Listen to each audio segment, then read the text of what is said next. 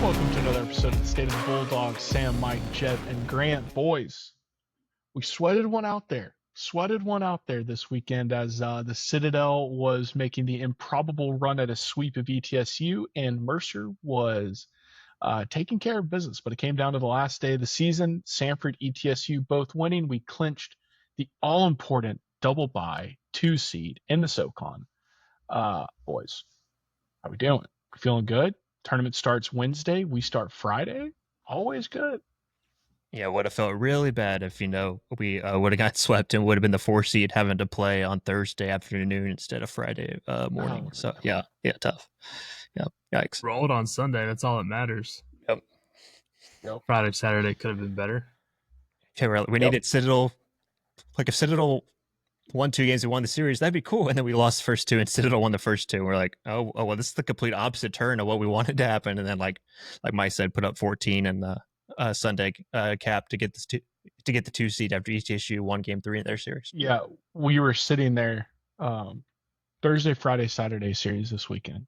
Sitting there Thursday, and it's 0-0, pitchers duel, fantastic back and forth. And then all of a sudden we start throwing some wild pitches, and we let a run go in with 3 straight wild pitches. After a walk, the guy advanced to second, then he advanced to third, then he advanced home. It was awesome. Great feeling. Down 1-0. Then we hit the game-tying home run, and we're like, all right, baby, we're back in this, only to lose it in the bottom of the ninth, just like 5 minutes later. Yeah. Then game 2, similar kind of vibe where we're winning, and then boom, we lose. And then game 3 felt very good. It felt very good. It felt awesome watching them walk home all those runs and then us get hits. Then when they score 2 or 3 to answer after we put up 5, we say, all right, what you can do, I can do better, and put up 4 more or 3 more, whatever it was, including a couple home runs in there. So all in all, very satisfying game 3. Very satisfying game 3 to be. And what's even better, guys, Mercer had everything to play for in that game. It wasn't like we were the only ones with something to lose. If they had won that game, they would be the 2 seed with the all-important double bye. But instead, they're stuck on ETSU's side of the bracket. So good luck, Bears. Good luck. Yeah, that Sunday finale, it was Samford was up 2-1 in the 6th, and then scored 5 in the 7th, 3 in the 8th, and 4 in the 9th to finish to 14-3 after Mercer scored 2 in the 7th, and Jackson Harris with the big 3-run home run in the 9th inning to push that lead to 11. That was an awesome game. And as to cap it off and send us into the tournament on very good vibes. Very good vibes. Grant, do you have the bracket pulled up? So going from left to right, so we got Western and VMI on the top. They're kind of on ETSU's side. Winner of Western VMI will take on Mercer, who will then take on ETSU. On our side, guys, we have UNCG and Wofford, teams we swept. And then Citadel, we had tough series. We won the series, but tough series against Citadel. Those are our 3 teams. I can't say it could have ended up any better for us. It's almost like we have the advantage as the 2 seed, because between Citadel and Mercer, I know Citadel won the series against ETSU and they're playing really well and all that jazz, but Mercer just seems like a better team. And it certainly felt more threatening when we played them. I mean, they beat us. And their pitching was much better than Citadel. So I don't know. I think this sets up pretty well for us to make a nice little run. The other thing I like, we're the 12:30 game. I know that means our turnaround is faster on Friday if we were to lose, but who wants to play at 9 a.m. on Friday? Like, it doesn't seem like that's an advantage for the 1 seed, right? Do they always play that early? I think so. Like, really? These look like normal times I'm used to. I mean, we can go back and look. But. Yeah, they got to push it that early. So for the loser games, they got to fit 4 games in that day, basically. So SEC kind of does the same thing. They start at 9:30 instead of 9. They probably should start at 8:30 or 9. But still, you got to get those loser Friday games in. So yeah, it's all important to help Samford kind of play that 11:30 at their time, 12:30 Greenville time. Grant, would you rather have Citadel or Mercer on your side of the bracket? I know Citadel's playing the best ball right now, and you had a tough series against them, but I think it's probably better to have Citadel. It's been a little bit of a stretch since you played them last time. Again, like we just talked about, you just played Mercer. You kind of want to get away from them a little bit after seeing them last weekend and playing them this weekend. Yeah, your series against Citadel was on April 11th through the 13th, so you got a little bit of time there. So I think I'd rather have the Citadel rather than VMI, even though Citadel's playing really good ball right now. Do you think either UNCG or Wofford has a chance of beating Citadel? Because that would be ideal, especially Wofford. Funny you mention that because you go down to just looking at a team stats average. Citadel actually has the worst batting average in SoCon play at 279. Interesting. UNCG 284, Wofford middle of the pack, fifth at 292. Then you get into basically runs scored. Wofford is last in the league in conference play and run score, and then Citadel, UNCG. So they're all 6 through 8 bunch right there, and the team's obviously going to play each other. Pretty funny when you go down the stretch there, but yeah. Okay, so I just looked up Wofford's schedule. They got swept by UNCG, and it wasn't particularly close in any of the games. The closest loss was a 3-run loss in Game 3. They were run-rolled in Game 2. This was back April 12th through the 13th. They had to play a doubleheader. And then a few weeks earlier, Wofford beat Citadel 2-1. So, I mean, fairly competitive. It seems like UNCG could get past Wofford. I'm pulling up UNCG's series against Citadel, and the Citadel beat UNCG 2-1. Granted, in Game 3, UNCG won 18-3, and the first 2 games were one-run games, 7-8 each, which is odd. But I mean, kind of seems like a toss-up between those 3 teams. I love hearing, Grant, those stats you gave, that those are some of the worst offenses in conference play. Because we'll get to the stats in a minute, but I think the narrative that bodes well for Samford is we're the most balanced team. We have the best offense, and our pitching's number 2. So on paper, at least in conference play, what we have produced on the field is a much more impressive product statistically than anyone, even ETSU. Yeah, and it helps Mercer's on the other side. Again, you just played them. Mercer's near the top 3 in average and OPS as well. So you go down the list there. But it wouldn't shock me if we see Mercer Samford in the finals, like if that's the championship matchup. Yeah. They seem to be playing really well, and yeah, I think our tune would be a little bit different had they come away with a dub on Saturday. Yeah, like Mike, you mentioned before we started, you play that 12:30 game, and obviously you would rather win and move on and play at noon, but you have that a looming quick turnaround. If you do lose that game, you play the nightcap that same night, so you got one game in between and get back out there and keep going. So yeah, that it's fun. But when you win, how the bracket kind of shakes out. But if you lose, it's a long road back to get to the championship series if you lose that first one. It's terrible. I got to give it to the SoCon for 2 things. One, they have a good venue. I saw that the Big 12 is moving from Globe Life, which is a terrible stadium to begin with, and they're moving to Arizona starting next year, which is a terrible move as well. Where's so give Global it to Life? The Rangers Stadium in Arlington. So give it up to SoCon for choosing a nice baseball venue in a nice centralized location. But then also give it up to the SoCon for building a bracket that really favors its top teams, because there are some conference brackets out there where it's almost advantageous to not be a top team. So we love the easy path if you win. The caveat there is you got to win. But I think, like I said, this one shapes up well. Yeah, you lose those two, just for audio listeners. So if you lose, you would play Friday night. Then you would have to, if you win, you play Saturday afternoon. Then you play right after that, and then you would have to obviously win 2 games in the championship series to get done. See, didn't you say Wofford did that last year, going 6-1, beating us twice in the championship round? So I think it's possible, but it's a long trek to get there. Is it weird that the loser of the second round plays the loser of the third round? Should there not be an extra game in there? First round, the 5-8 and the 6-7 matchup is single elimination. That second round game, the loser goes to the loser bracket, and they play the loser of the third round game. Yes, because they have to have a matchup. Yeah, it just seems like, why not just make the first round double elimination at that point? You could. Some tournaments are starting today, and they do that. That's wild. Or tomorrow, or on Tuesday. Today's Monday.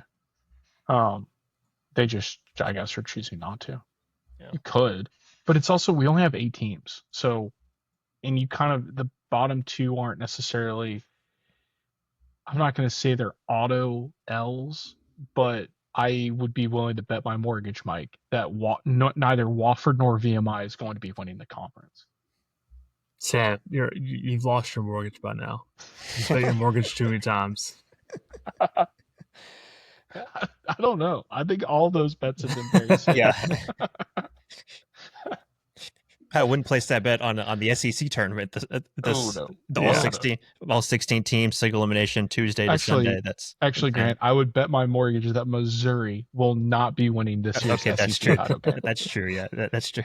I hate the single elimination in the SEC. I hate that. It's sad, but it's also it's the SEC conference tournament. Like on one hand, just get it over with so you can start the playoffs. Like last year, Tennessee. I'm pretty sure Tennessee lost their first game and then went on to win the whole thing and the national championship. So yeah, exactly. I'm biased. You don't want to go deep unless you have to, like you're Missouri or A&M. What's weird in the SoCon's case is ETSU their RPI is top 50, so they're kind of on the bubble of the bubble. The SoCon came in at 6th heading into conference play. The catch here is there's only 2, and I'm not even positive. Mercer's quad 1.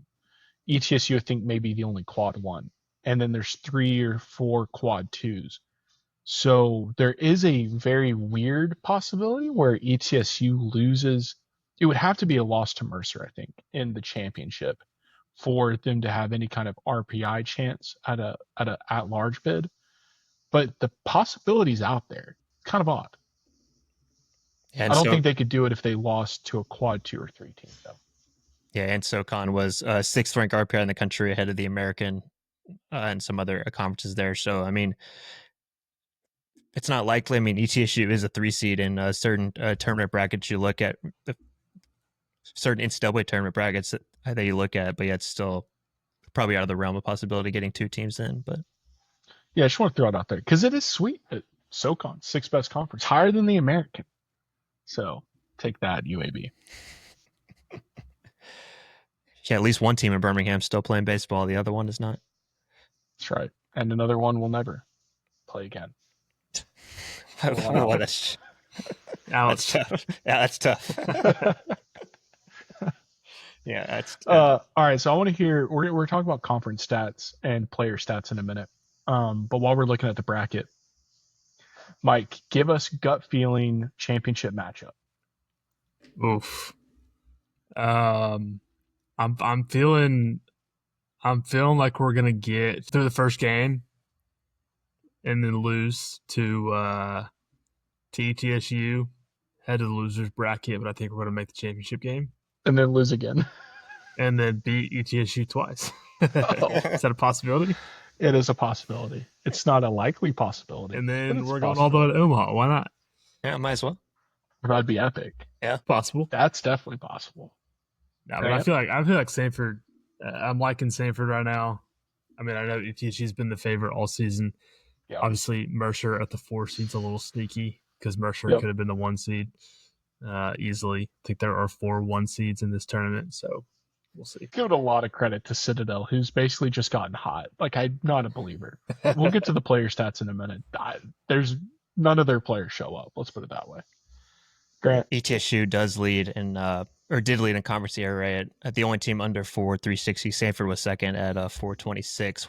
What do you think about trying to fight your way through the losers bracket? I think I like where our bats stand. Obviously, having scoring 14 in the last game makes you feel a little bit better. But I think Samford's bats, even though they're mostly young, a lot of guys who have been in this situation before, but they've been playing the whole year, so they've been playing games like this up to this point. So I think Samford can get to the title game, and then they'll play Citadel. Citadel will find a way to kind of squeeze their way, continue their hot start, and kind of get to the championship game. And kind of a surprise, their first time they were almost like getting a share of the SoCon in like 35 years, which was pretty cool in the regular season. So I think Samford over Citadel. I love that. I think that'd be a very fun championship. I don't love if Citadel were to beat us, but I think that'd be a fun matchup.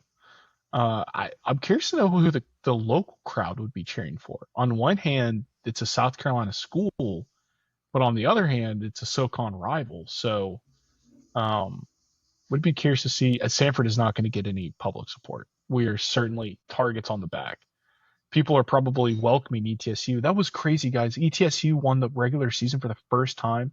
I saw two conflicting things, either since 1980 or 1981. I saw two numbers out there. But isn't that why? I mean, ETSU, there's not many baseball teams in the SoCon. I get Georgia Southern probably ran train for about 30 years there. But still. Yeah, the school put out 1980, so I guess we could roll with that. But see, yeah, first outright title since 1980. It's insane. Yeah. It's a shocker. That was How long has it been since UTC's had a program? Not too long. And I only ask that because you've taken away one of the biggest revenue, the wealthiest schools. I think they disbanded maybe late 90s, early 2000s. I mean, my high school football coach played for him. He was baseball and football back in the day. They had a cool football or baseball program. I would love the Mocs to bring it back. Furman can keep theirs dead. No one wants to see that trash again. But UTC, bring it back. Yeah, I'm trying to find the last time they had a team, but honestly, I would think ETSU would be a powerhouse when you think about it, 100%. I mean, UT won the national championship at baseball. A lot of those kids were from Tennessee. There's a lot of those kids from East Tennessee. Yeah, there's plenty of in-state talent to go around. It is surprising. Yeah, Kirby Cannell, one of our pitchers, was from that's right, Johnson City, I think. Yeah, and Samford's won. I wrote it down for 1982 is when UTC disbanded. I was way off. Oh wow, 82. Oh wow. Yeah. And just never brought it back. Huh. So ETSU won the regular season, and then UTC was so embarrassed they disbanded their program. Yeah, there you go. Yeah. Still, they didn't bring it would back. love a baseball team. Yes, dude, people go to the Lookouts game. What's their minor? Yeah, the Lookouts. Yeah. All right, so recap. Mike, you said ETSU over Samford? Or no, Samford over ETSU, beating them twice. Yeah. Let's go. Why not? Yeah. Feeling good this weekend. And Grant, you had Samford over Citadel. Yeah. Okay. I'm rolling with Samford over Mercer. As we're about to get into the stats, but I don't think there's a way to argue on paper Samford should not win, especially with the bracket drawn up the way it is. Obviously, we probably won't. The odds are never in any one team's favor in this crazy tournament. But let's just get into it. Let's get into it because we talked about it last week, but now with the final series wrapped up, I think it got even more interesting. So just looking at, I guess we'll start with the team. We'll start with the team, Grant. Yeah. So just looking at it from an in-conference only, because the non-conference is just so skewed. It's so skewed. VMI out here playing God knows who. ETSU playing Tennessee. Like, it's just night and day. So in conference play, the team with the highest average is your Samford Bulldogs at 315. Second, there's only two teams above 300. Samford and VMI, who's right at 300. Mercer sitting there at third. And then, as you had mentioned earlier, Grant, Citadel, bottom of the barrel, 279 average. You go to OPS, same story. Samford on top, 962. Pretty solid. It would be incredible if we were a 1. But what's more shocking about this stat is how much further ahead we are than everyone else. We're at 962. Second place is ETSU at 894. So that is 10%. Yeah, it's about 10% better, which is incredible. And then Mercer's right there at 840, and then VMI's at 840. Again, Citadel, bottom of the barrel, 752. You look at these numbers, Citadel doesn't have the offense to win the tournament. Could they? Maybe. But that's crazy.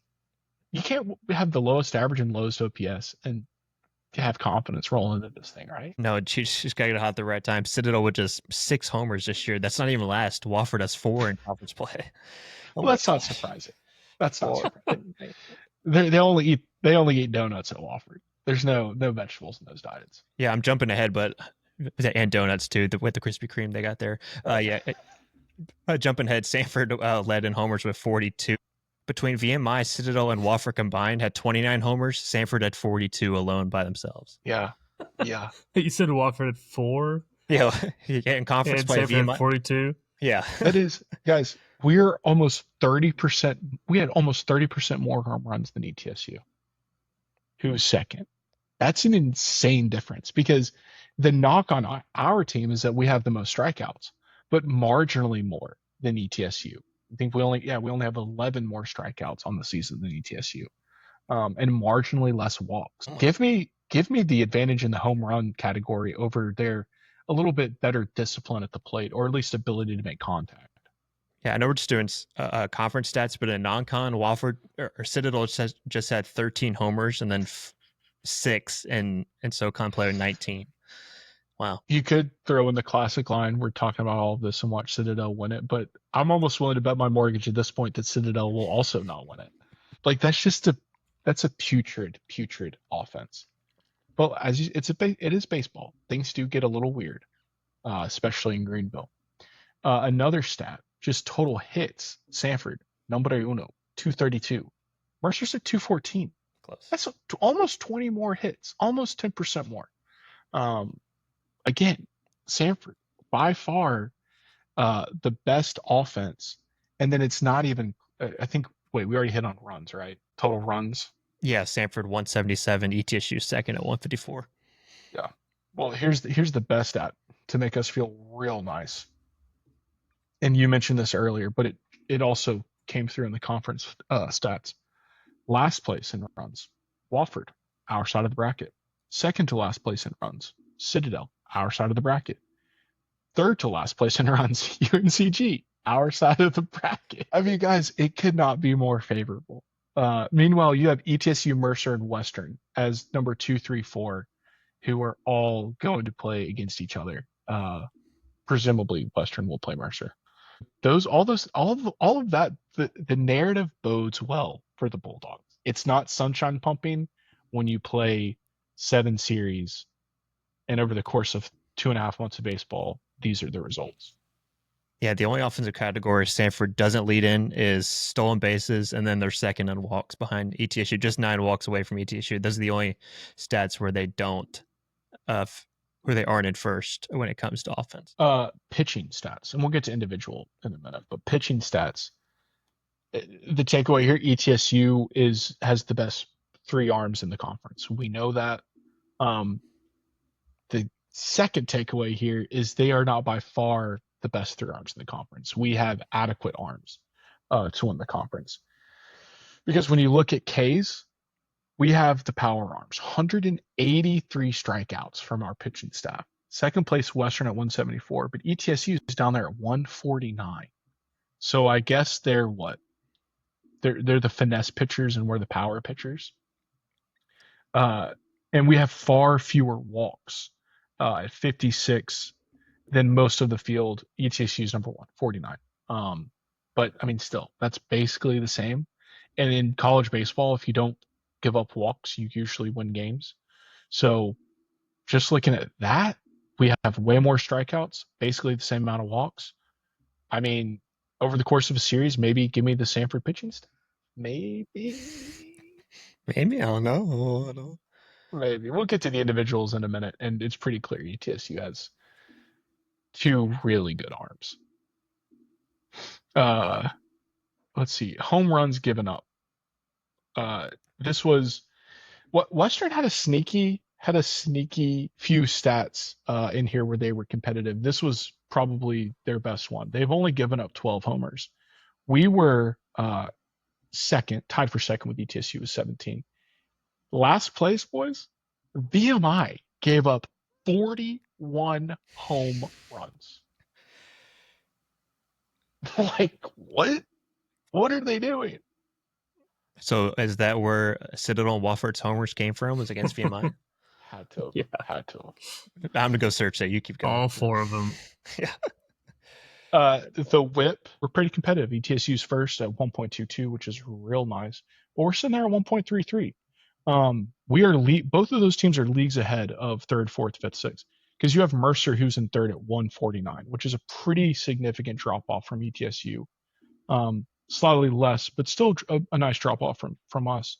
And then you have Mercer and Western, and then there's another clear line of delineation when you get to UNCG, Citadel, Wofford, VMI, who are 1.7, 1.7, 1.8, 1.9. So I feel like that's a fair tier list where you have ETSU, best rotation in the conference, Samford clearly the second best, Mercer capable of being a top pitching team, but on average, just good. And then you kind of have everybody else. Maybe Western has one elite arm, bringing up some of those numbers, but for the most part, ETSU 1, Samford 2. Again, team stats bode well. I stand corrected. Citadel and Wofford combined for 1 homer against VMI in those games they played. Was it Samford? I mean, we absolutely demolished. Was that the game? One of those were. No, it was a different series. Never mind. Where Samford hit like 5 or 6 in a game against VMI, but yeah, still wild. All right, Grant. Let's get to individuals. Run through that for us. Individual. Let's see. Player. Yeah, this is where, like you said, ETSU is gonna shine a little bit when it comes to offensive stats. But actually, in conference play, it is. In conference play, we look good. Yeah, conference play. Jake Souders is 8th in the conference and an average 365. The freshman really came on. He's kind of settled into left field now, but he played first, a little bit of right too. You got Jake's 8th in average. Jackson Harris 10th in average at 357. Ince is hitting 341 in average, but he's got a high OPS too. He's got one of the highest OPS in the conference. Ince is 3rd in OPS. And going down the list, Gupton 5th in OPS, Jackson Harris 7th, Parker McDonald 10th, and then this is where ETSU kind of shows up. You got Jacob Budzig, their shortstop, led an average at 407, was 2nd in on-base percentage, and then slugging. You get to that, and he's top 5 in slugging. But you get to slugging, Gupton, who's been on a tear basically in the whole since basically SoCon play started. We got to January, slugging 724, over 1,000 OPS.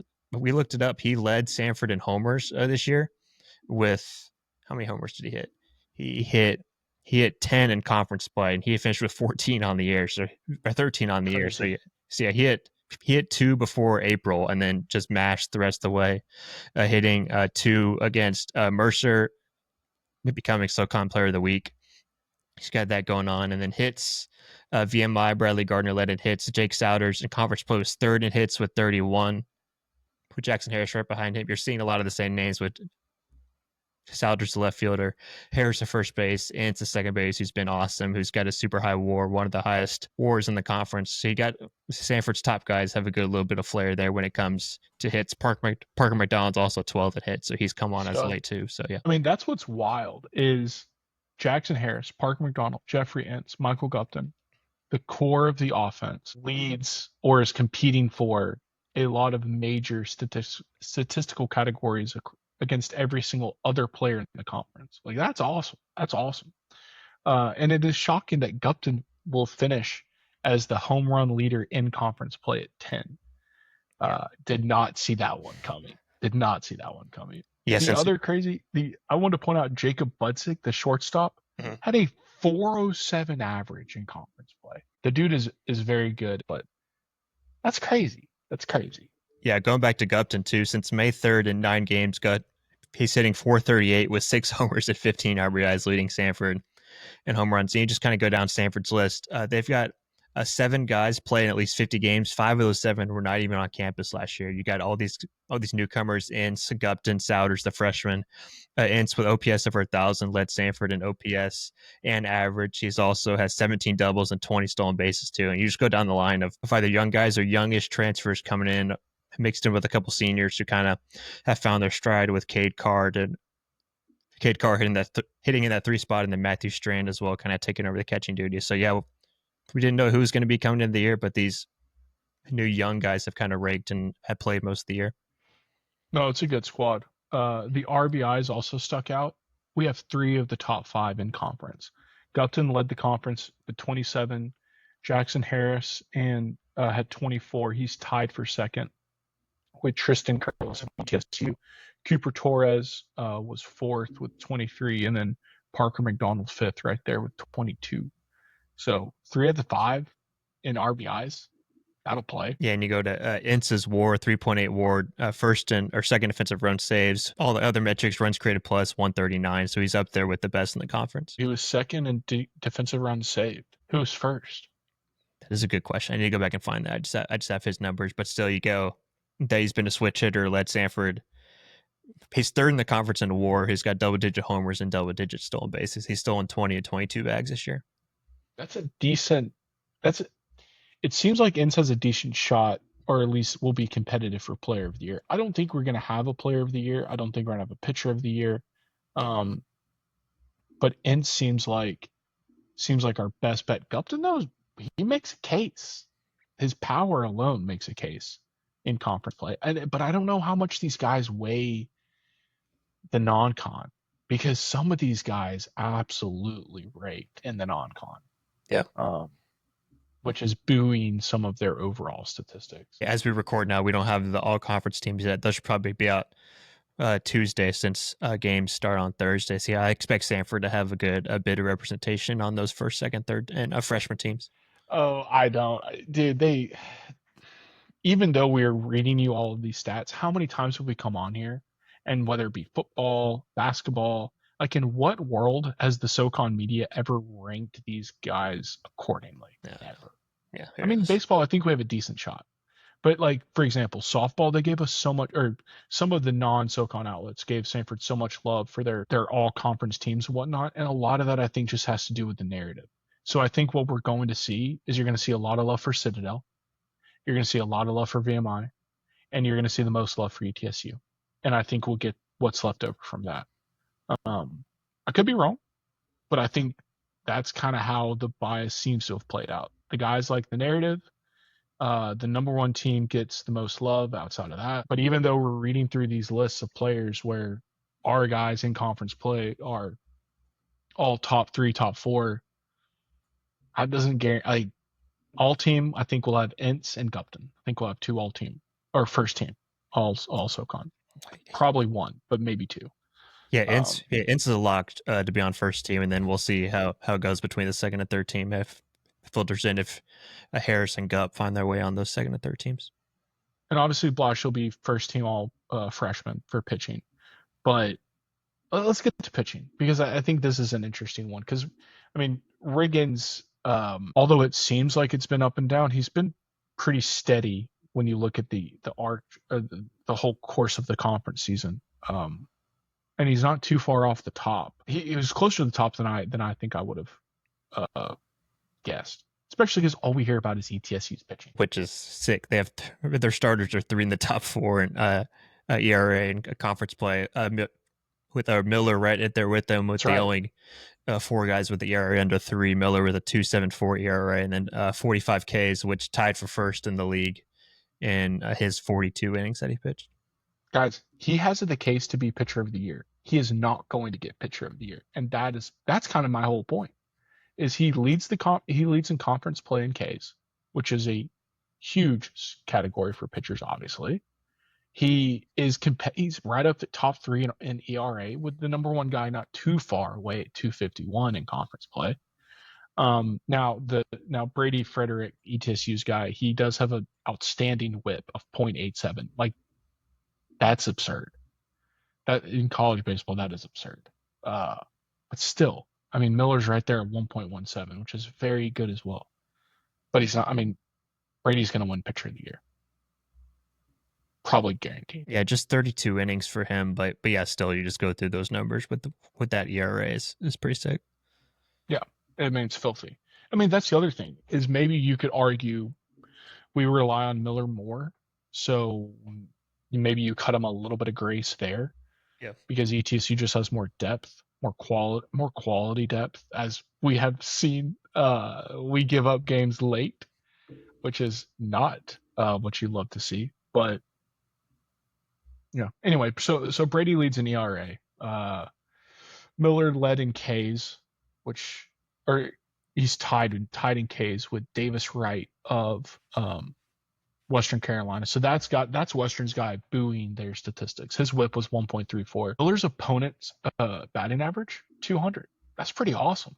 That is by far. Let's look at innings pitched. Yeah, that's by far and away the best opponent average. Yeah, and going back to Miller, he had his best start of the season against Mercer. He picked up the tough loss, but still 7 innings of no, with a 4-hit baseball, no runs. Did walk 4 at 6 Ks, but had his back-to-back starts where he went 6 innings, just 2 earned against UNCG with 10 Ks, and then had his best start of the year with 0 earned runs, his first outing since he did that against Wofford back in the first part of April. So yeah, 7 innings, 4 hits, 6 Ks for Miller, 106 pitches in his last start. So I think one surprising thing when I was looking at innings pitched, Keshaw, how many innings he had was surprising. He had 41, just 1 inning less than Miller. The amount we've relied on him is wild. One poor thing, Cameron just has some bad luck. His whip is very competitive at 1.44, but his ERA is 5.83. When the guys are getting on base, they're scoring against him, which is unfortunate. Yeah, with Keshaw, he's had a couple big outings against them. 5 2/3, 7 earned against ETSU, 5 innings, 8 earned against Western. So he's had a couple bad kind of starts, but it was solid against Mercer. 6 innings, 4 earned run after 2 earned run performance, 6 innings against UNCG. But it's really been the kind of pushing of Samford trying to find that third starter to begin the year. Was it going to be Brooks Rice, who kind of still trying to find that magic of 2 years ago? He couldn't get that rolling. He's seeing his innings drop off as we get further down the season, which has led to Mason Blashy kind of stepping up and kind of being that third starter. The freshman from Hoover in 66 innings, 3.4 ERA, struck out 53, which was good for 4th on Samford. But Samford needed to find that kind of third starter, and they found in a freshman who's been pitching the best along with Riggins kind of in Samford staff. So it's good to see that. Yeah, he's so good. And that's it sounds weird, but to win this conference tournament, it's going to come down to we know our bullpen's going to give up hits and it's going to give up walks. How punishing are those hits and are those walks? Yeah. Sometimes it feels like you'd rather just give up a solo home run than a walk that could lead to a much bigger inning. Because as long as our offense is scoring, we should get all the way to Sunday and then see what happens on Sunday. Obviously, if our offense does not show up, then it won't really matter because we don't have strong enough pitching to just sit out there and pitch shutouts. Yeah. Game in, game out. So yeah, go ahead, Graham. Yeah, and Sanford's 2-8 in 1-score games is too. So yeah, whether blow teams out or struggle hits losing those 2 close ones to Mercer 2-1 and then 6-5 in the last series. I would be curious, Grant, out of those 10 games, in the 8 losses, I'd be willing to bet that we gave up the lead as opposed to weren't able to overcome more off, probably in all of them. Yeah, there's probably games too where, say, Steckmesser would throw on Friday, kind of extending out his out of the pen, and then there'd be another guy kind of step in and kind of get roughed around and kind of not step up when the Stanford needed them the most. Yeah, that's probably something to go look at before this weekend. That's our weakness. That's our weakness is the bullpen. That was the strength when we did the crazy 3 wins in one day. With I'm blanking on the closer, but he made it to the minors. And Petchke was closing that one. He was a dog. Yeah, 6 feet 200. I think he was like a 20th round pick at the Dodgers. So, he's 6 foot 200. The camera just made him. That was bad camera angles. Yeah, he looked tiny out there. I don't know. Maybe. He rode up his pants. You always look shorter unless you're Aaron Judge, with your socks showing. Yeah, there you go. Also, what's up with this style? We have not talked about this year. I think we had it last year too. What's up with this style of our team with like the cut off pants with the ankle showing? Like everybody has that. Have you noticed that? I don't think so. It's odd. We did it last year too. Huh. I do remember. We might have done it before. I do remember Troy had a couple starters basically wearing shorts with pants above the knee. It's like, guys, what are we doing here? What are we doing? It's like the George Springer look, with the pants all the way up on the knee. Yeah, but hey, they're a top 25 team, so who am I to judge at this point? But Yeah, who may not make the tournament if they don't win the Sun Belt. yeah, we'll see. Troy's an interesting case because all we heard about was how freaking good they were all year. Oh, top 25 this, top 25 that, and then we get down to it and they're on the bubble, and they got to win the Sun Belt. But Yeah, because the SEC's taking all those spots. yeah. I mean, that's one thing that I think people need to keep in mind is like the Big Ten and the SEC are not really taking all these spots. It's like teams used to be in the Pac-12 and the Big 12 that would be going anyway, and it's not like teams are replacing them from the ACC or the Big 12. It's just the same teams are making the tournament. It's like in presidential elections when we have the most people voting. It's like, oh, really? Our country grew over the course of 4 years. I'm stunned. I'm stunned. Record turnout. It's like with Samford, every year is the biggest freshman class. It just keeps going and going. Yeah. Exactly. All right, so we all picked Samford. If there was one team, not Samford, that you'd like to win, and let's toss out ETSU because I think history shows that they won't win the tournament. So no ETSU, no Samford. Who we going with? Mike? Urban.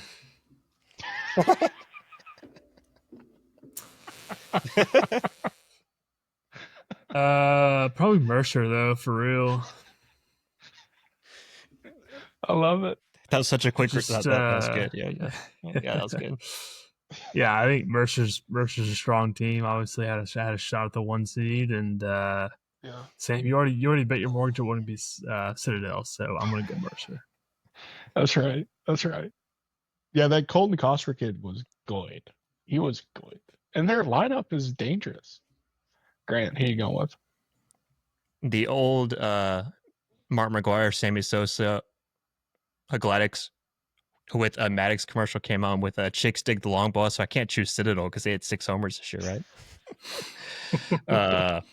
Even though I had them in the finals to face us. Anyway. Chicks Dig the Long Ball. Yeah, that was a great ad, but back in the 90s were a wild time. Yeah, probably. Yeah, were you even alive? No, but I saw the 30 for 30. No, I was kidding. Oh, wait, you're lying. I was born in 97. 90s? So. Yeah, I know, right? Shocking. Okay. Yeah, shocking. I like Mercer. It's kind of my other team to pick. So yeah. I mean, I feel like it has to be Mercer. Western would be an interesting one, but I don't like them starting on Wednesday. That's a tough time to start. I guess you could always use the strategy of pitching your number 2 or 3. I mean, they are playing VMI. Can't be too tough, right? But VMI, you never know. Like they have some hitters. But Mercer seems like the obvious one outside of our two. Just because Citadel, they don't have the offense. They just don't. I get that they're playing really hot and they're playing really well and good vibes and whatnot, but vibes can only take you so far.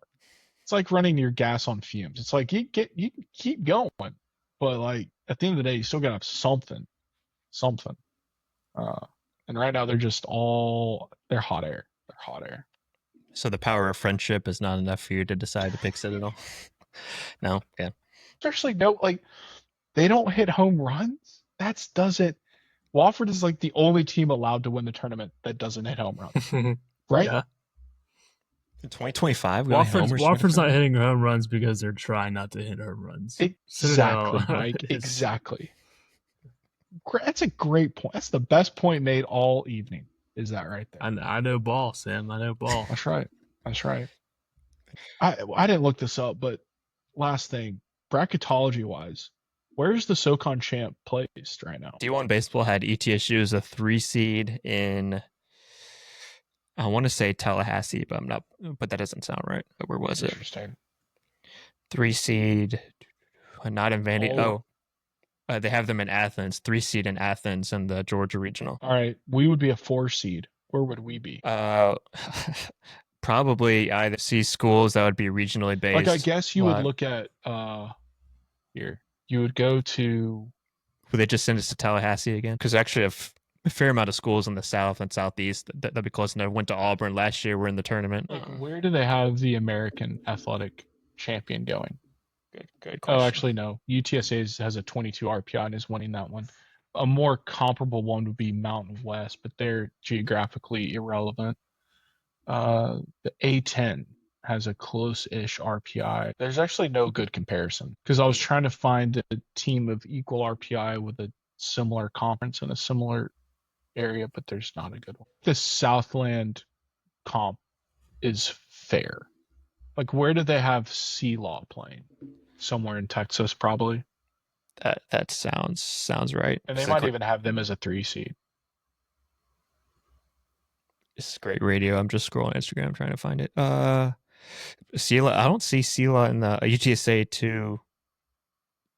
I don't see Sela in here. Then I guess they have someone else winning the Southland.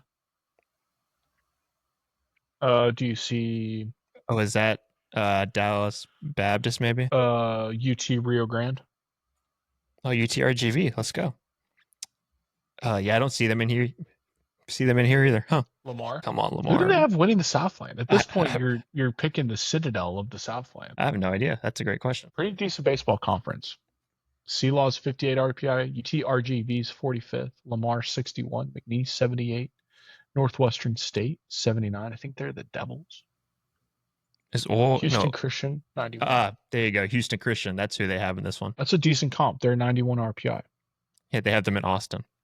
Okay, not a decent comp. Geographically, we're not going to Texas. It's a 400-mile bus ride is the criteria. Okay, yeah. The closest regions would be Georgia Tech, obviously, Nashville. That would be sick. Nashville with Vandy, Athens, Georgia, and then we've been to Auburn and Tallahassee before. Yeah. I think we're destined for Nashville as the 4 seed. That would be sick. That would be sick. Party at my place. I'm there.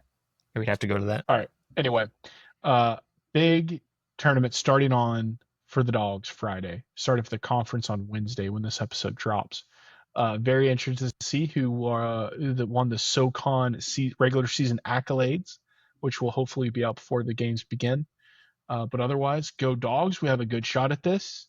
If you live in South Carolina or want to drive, please go, because we are not going to get the hometown crowd at all.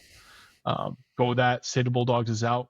I hope everybody has a fantastic week.